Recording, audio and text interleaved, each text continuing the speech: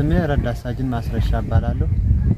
ያው ልዩ ኃይል ቆይቻለሁ። ከልዩ ኃይል ሲበተን ወደ ፖሊስ ተቀላቀሉ ሲባል ፖሊስ ተቀላቀላለሁ። ከተቀላቀልኩ በኋላ እዚህ ቋሪት ወረዳ ደርሶኛል።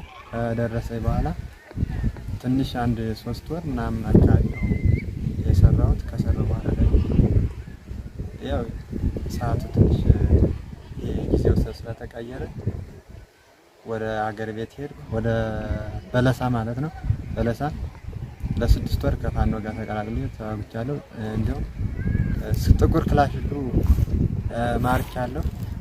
ታጥቄ እየሰራሁ በጥቁር ክላሽ ሁሉ ተሰጥቶኝ እየተዋጋሁ እያለ እዛ በኋላ ከአጎቴ ጋር የፋኖ ኃላፊ ነበር። ከአጎቴ ጋር ከተጣለሁ በኋላ ተደወለልኝ።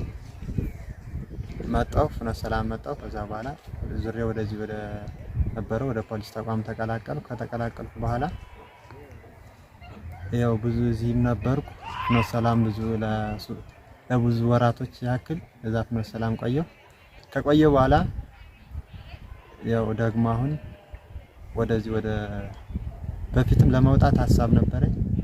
ሀሳብ እያለኝ ግን ደግሞ ስለማይመቸኝ ትንሽ መሳሪያም በሰዓቱ ስላልተቀበልኩ ለመውጣት ደግሞ ዝም ብሎ ለመውጣት ደግሞ ይደብራል። እዛ በኋላ መሳሪያ ከፍኖተ ሰላም አንድ እግር ክላሽ ተቀበልኩ ፍኖተ ሰላም። እዛ በኋላ የሆነ ጅጋ ነበርኩ። ጅጋ ላይ ያለው ከሆነ የፖሊስ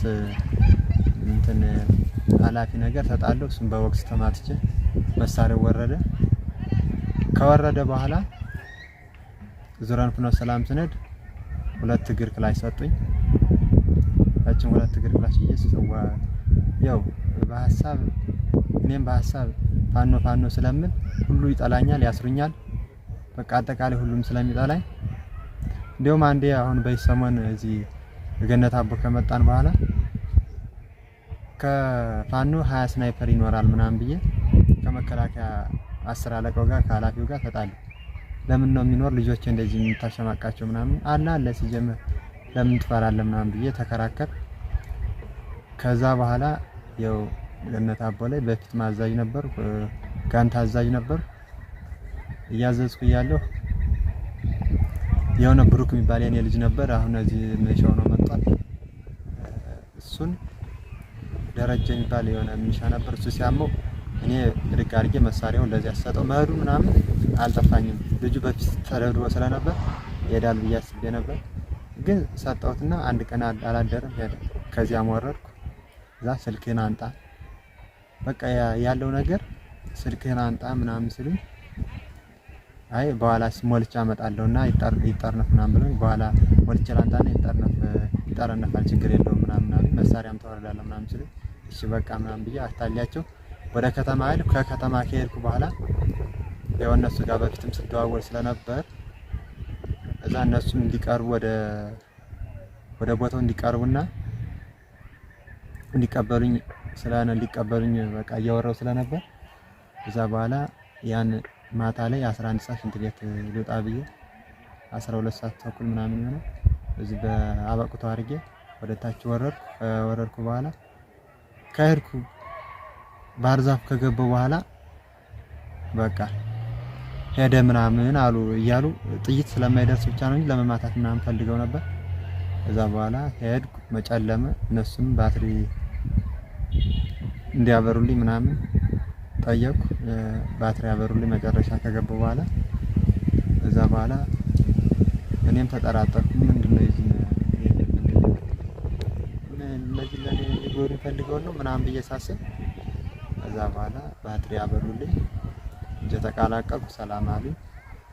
ሲቀጥል ሰላም ካሉኝ በኋላ ይዘውኝ ወደ ሆነ ቦታ ሄዱ። ልዩ ኃይል እንደነበር ነግረኛልና የአማራ ልዩ ኃይል ሲፈርስ አንገቱን ያልደፋ ያልደነገጠ አማራ የለምና ልዩ ኃይሉ በራሱ በጣም ስሜታዊ ነበረ።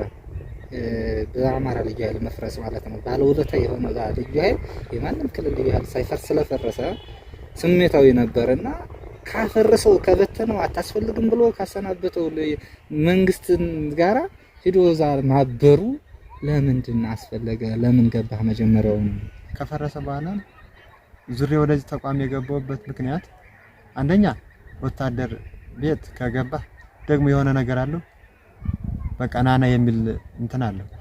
ሁለተኛ ደግሞ አጎቴም በዚያ ላይ አላፊ ስለነበር እኔን በጣም እንትን ብሎኝ ነበር። የምን አላፊ? የፋኖ አላፊ ነበር። ፋኖ እያለ እሱ ጋር እየሆነ እያለ በጣም እንጣላ ነበር በቤተሰብ ምክንያት።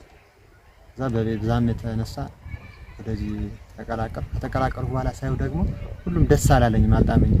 ያለው ህዝብ የመግደል አጠቃላይ ያለው ነገር አሁን ለምሳሌ ገነት አበባ ቤተሰብ መጣ። የዚህ አካባቢ ምንሻዎች እየዘርፋሉ፣ ሱቅና የተለያዩ የሞባይል ጥገና አካባቢዎችን ይዘርፋሉ። ለምን ነው የምትዘርፉ ምናምን ብለን ስንነግራቸው ያው እናንተ የሰው ሀገር ስለሆናችሁ ለምን እንደዚህ ትላላችሁ? የኛ ሀብትና ንብረት እኮ ተዘርፏል፣ ለምን እንደዚህ ትላላችሁ? ብለው ወደኛም ምላጭ አፈሙዜ ማዞር ምናምን አለ ብለን እኛም ታውቀው ዘረፉት። በጣም ከዘረፉት በኋላ ያው ሰው መሆን ይባል ካወቃችሁ እሱን ካወቃችሁ እሱ በፒምፒ ነው የላከው ልብስና ምናምን ሲመጣ የዘረፈው ልብስና ሱቅ ዕቃ ልብስ በተለይ ልብስ አንድ ቡቲክ የሚሰራ ወደ ፍኖተ ሰላም ወደ ሚስቱ ልኳል እሱ እና በዚህ ልክ ነው። በጣም ያስጠላል ስራው ስላስጠላኝና በቃ አሁንም ወደፊትም እኔ ከዚህ ተቀላቀለ ስራ የምትል ከሆነ እሰራለሁ በቃ። አለዚያ ደግሞ አገሬ ማጎት አለኝ ከአጎቴ ጋር ሂጄ ከሰጠኝ ደስ ይለኛል መሰለኝ፣ ካልሰጠኝ ደግሞ ራሴ ገዝቼ መታገል ፈልጋለሁ። ማህበረሰብ በበረሃ ሁሉም ተሰቃይቶ ያፈራውን ገንዘብ ያለምንም በቃ መዝረፍ በጣም አጸያፊ የሚባል ይሄ ነው። በቃ ማንም ያላደረገው ከአማራነት ያልወጣ ደግሞ ከመከላከያው ምንሻዎች ነው የሚበልጡ ለመዝረፍ። ይሄ ነው በጣም አጸያፊና የሚያስጠላው። አድማ ብተናም ከምንሻም ከመከላከያ ውጊያ ያንሱልን እንጂ በጣም እንትን ስለበዛ ነው እንጂ ለመውጣት ሁሉም ፍላጎት አለው። ዛሬም ይወጣል ነገም ይወጣ እየታኮሰ እንዲያው ግን አሁን በጣም እየከዳ ስለሆነ አብዛኛው ከምሽግ ወጣ ካልክ በለው ምናምን ተብሎ አቅጣጫ ተሰጥቷል። እንደዛ ነው። ማንኛውም የጸጥታ ኃይል የሚኒሻም ሆነ አድማ ብተና ፖሊስም መከላከያም መጥቶ እኛ ይሄን የአማራ ፋኖ እንዲቀላቀል መልእክት አሳስባለሁ።